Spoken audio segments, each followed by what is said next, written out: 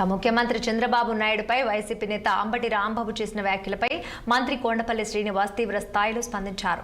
అంబటి రాంబాబు వ్యాఖ్యలను ఖండిస్తూ మంత్రి హాట్ కామెంట్స్ చేశారు.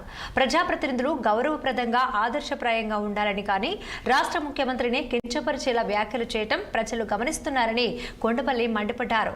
నీచమైన వ్యాఖ్యలు చేసిన అంబటి రాంబాబును తరిమి కొట్టాలని ఆగ్రహం వ్యక్తం చేశారు. ఇలాంటి వ్యాఖ్యలు చదువులేని వ్యక్తుల నుంచే వస్తాయని, భావితరాలకు ఈ వ్యాఖ్యల ద్వారా ఎలాంటి సందేశం ఇస్తున్నారో చెప్పాలని మంత్రి ప్రశ్నించారు.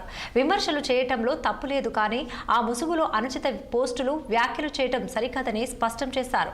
ఒక మహోన్నత వ్యక్తిని కించపరిచేలా మాట్లాడటం ఏ సంస్కృతిని ప్రోత్సహిస్తుందో అంబటి సమాధానం చెప్పాలని డిమాండ్ చేశారు. చాలా బాధాకరమైనటువంటి రోజు ఈరోజు.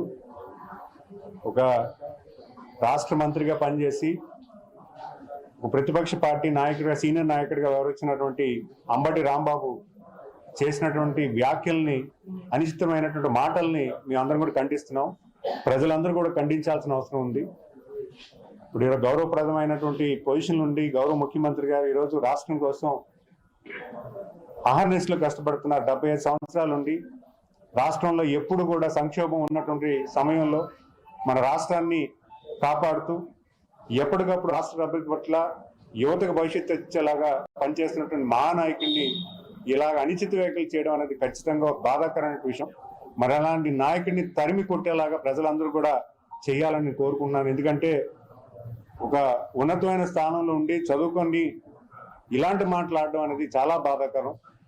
ఈరోజు ఒక హెడ్ క్వార్టర్స్ లో ఒక బ్యానర్ ని చింపడానికి నేను వస్తాను, ఎవడు ఆపుతాడో వస్తాడు.